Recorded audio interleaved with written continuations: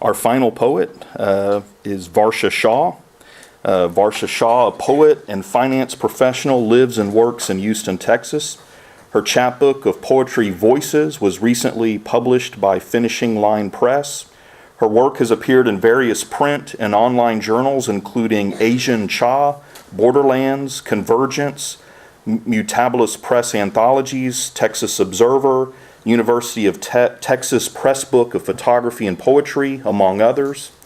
Varsha's work is inspired and informed by humans, literature, visual and performing arts, gardening, travels, as well as nature and an untiring eye for the small wonders of life. She has studied poetry through workshops and conferences in Houston, New York, California, Oregon, Mexico, and Italy. She was a poet in residence at, how do you say that, Noepi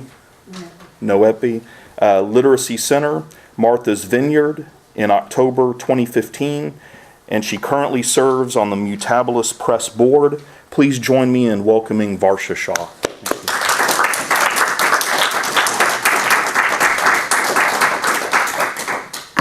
Thank you, Matt. It's a pleasure to be here. Should I set my timer for 20 minutes? Yes. Okay. You can tell that I go by numbers. Sorry about that, because a couple of poems are long and I didn't want to...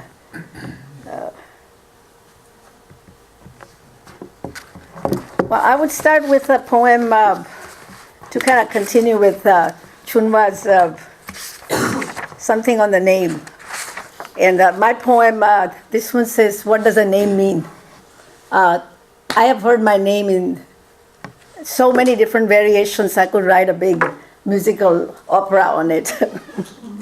And it's got a couple of words which are Sanskrit. One of them is a very ancient poet called Kalidasa. And he's kind of like Shakespeare of India. And I think that's the only one I have. Yeah. What does a name mean? How do you spell it? Like Marsha with a V. Oh, Varsha. No, there's an R before S. How do you say it? Varsha? No, a short single A. Where are you from? Here, the earth. Did you grow up here? No, I'm a niece of the Shah of Iran. She doesn't tell them she dropped that make-believe context circa 1979, rid of her accent that hinted of British Raj. For long, diction stood her apart, politely praised. At conferences, she wrote her name big, first in uppercase, last an initial, as if her foreignness will take a back seat. V from a lip sounds like W to most Western ears. Varsha, mixed with Shah, often heard as Warsaw, though they know she is not Polish. Shah, often misspelled, Shaw rescues her. Her quip endears some. I'm a descendant of Bernard Shaw. If they insist, she reveals their Indo-European matriarch, Sanskrit. Varsha means rain in Sanskrit. Folks in the Sanskrit land points at the loss of her Eastern enunciation, overpowering American tongue, especially some soft consonants. Yet she's one of them when they joke in Gujarati or do a Hindi karaoke or chant Sanskrit shlokas, sans the accent. She knows Kalidasa may rise someday from ashes, raging at her cacophonous K. If Tagore were to return, she'll ask for his pardon for her tongue harsh on his T. She is certain Shakespeare won't fuss over any of her messy plays if he ever walked into the scene. He'll simply say, what's in a name, after all? The next poem I'm going to read in light of the fact that this diversity has become such a big issue, there is a poem in our political scene and socially, all this commotion that's going on. We have a beautiful sculpture. I'm sure all of you have probably seen it on Allen Parkway at Montrose Boulevard. There are 7 statues, and these statues are made of alphabets and numbers. And these are from so many different languages. And they remind me of kneeling yogis. A yogi is a sage, and the other name is called Rishi in Indian Sanskrit. And I thought these look like rishis. They are all meditating on Allen Parkway. And these sculptures were erected by a Spanish sculptor, J. Planza, and it's been named Tolerance. So it's very appropriate for our beautiful city of Houston. 7 rishis of Allen Parkway. Men of mashed steel seated on Spanish boulders, they stand for 7 continents. Sit with them to be of their tribe. No need to prove your creed or be of certain nation, speak Spanish or know English. Round the clock on Harmony Walk, they receive joggers, couples, amblers alike. They hold open a myriad of books with see-through letters, symbols and numbers in multiple tongues: Hebrew, Hindi, Arabic, Greek, Korean. No book is barred. The colossal oaks of their alcove remind me of the distant cousins, neem trees of my native land. Beside them, I bask in the dusk, draping the Buffalo Bayou in a sari, saffron turning purple over the Rosemont Bridge, clouds unfurling feathers eastward. I hear sounds of kirtan. Kirtan is a devotional music song. I should have said that. And dole is a drum. I hear sounds of kirtan, the steady beat of temple bells, devotees singing hymnals with cymbal, the dole, air infused with sandalwood incense, lamps, stars alight on the bayou at twilight. A dawn will break soon on that land thousands of miles away. I hear the rishis murmur, letters bring us together.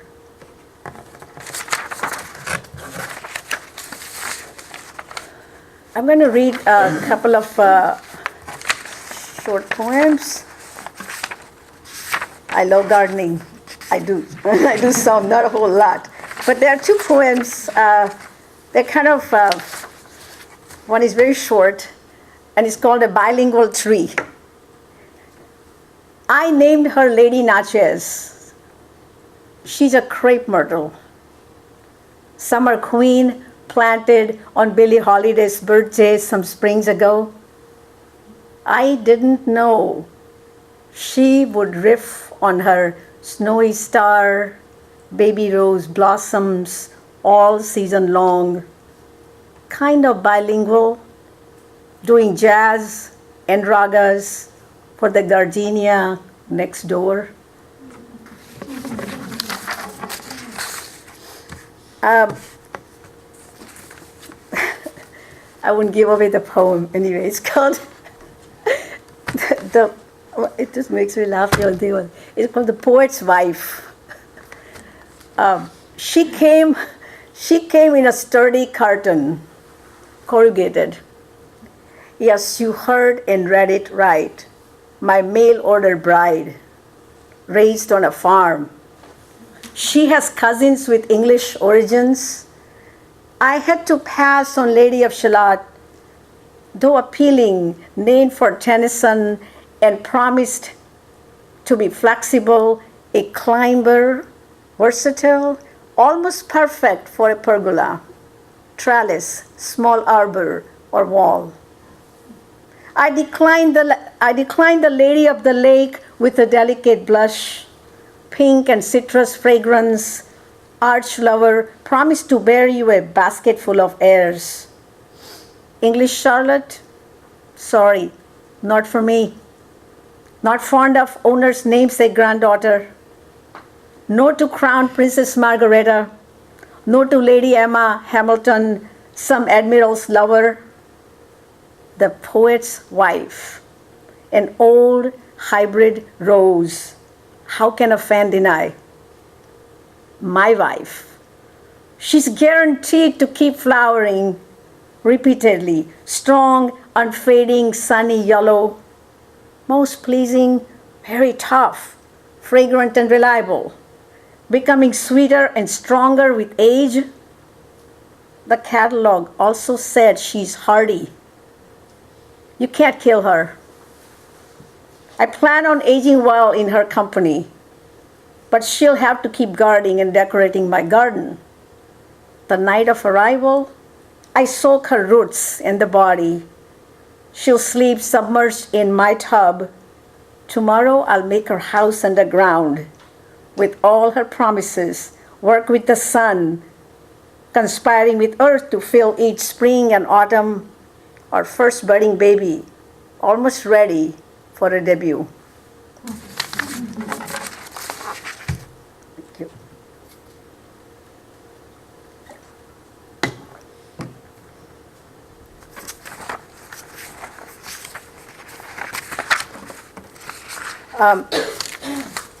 I'm going to read a few short poems from my new chapbook, Voices. I think you have one poem in that brochure, right? Or Yes. okay, Yes, she does it. So maybe I'll pass. I won't read that one. I have to read that poem. It's my favorite poem, Sweet Potato. I love sweet potato. And okay, let's see.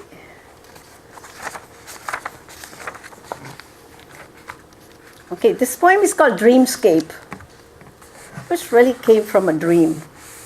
If I catch my dreams, I really get some good stuff, but rarely remember those, right? Dreamscape.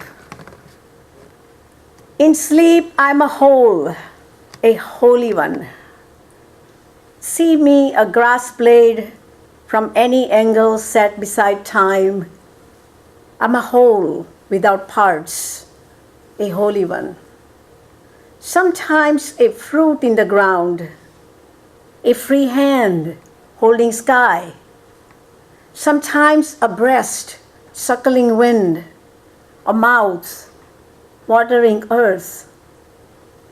I roam in love to test this and that, shredding, scrabbling words, to feed alphabets to trees, hear them speak.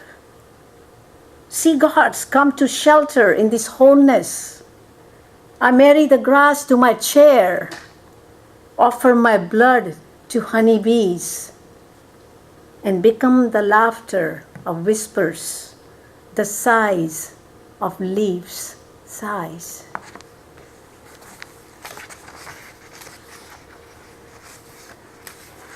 Okay, since everybody read about their children, I'm going to read at least one of them. And this one says, what I take with me. This is after taking my son to airport, the usual, all of those who have sons and daughters, spring and summer and then Christmas, and that's one of those, what I take with me. The finale of a TV interview late last night. If you were allowed to take only one thing with you, what would you? My son, the celebrity said, unblinking. I share this with my son on our way to airport, stuck in a traffic jam. He chimes in, I wonder what I would take with me. My violin, I guess. We hug and hover by the drop-off curb. He bows, backpack on his shoulder, violin reposed. I touch his head, a blessing before parting. He dashes to the terminal without looking back. I cling to the steering. The sight of my son being swallowed by two giant doors sliding back and forth, back and forth. Traffic cop cries out with loud gestures, "Lady, keep moving, keep moving." That drowns my humming of ode to joy my son had practiced till dawn. The next poem I'm going to read, they all learn music. I have my son he plays violin. He still plays beautifully. My daughter learned piano and viola, and the youngest cello. And I got my turn now. So I've been learning piano for the last few years. And first year was really, I get a lot of inspiration from this piano. I think this was started as a group lesson for one summer, and I was scared like hell. I've never been so scared. But because everyone knew something, they played something. I just watched them play. But I'm basically a musical person, so I thought, why not? And I'm loving it. Piano lesson. If you can hear it, you'll play it. So says my piano teacher. She holds time in her hands, knowing how to push the keys of each student. A range of ears and fingers counting notes, explains black dots, filled, some vacant, pointing at lines, clung or hovering, dotted feet and heads, poised to give lessons in time and pitch. Chords and scales, each with a unique signature. Major, minor. My hands fumble, ears toggle keys with eyes. I wonder, am I sharp? Am I flat?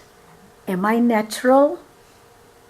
Start over. Each time she coaxes over triads or two fingers striking a kiss. Chords in embrace. Practice wins, she muses. Listen, listen. If you can hear it, you'll play it. Phrase after phrase, I wait to receive a chord with this foreign language.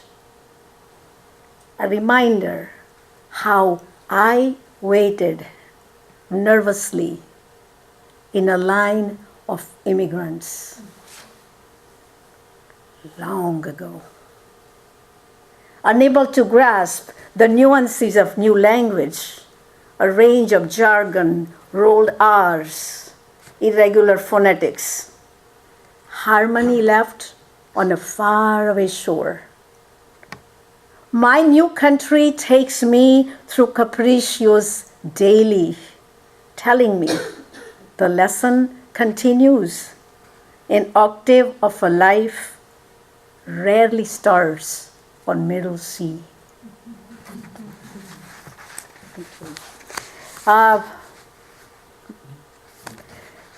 This one I'm going to read.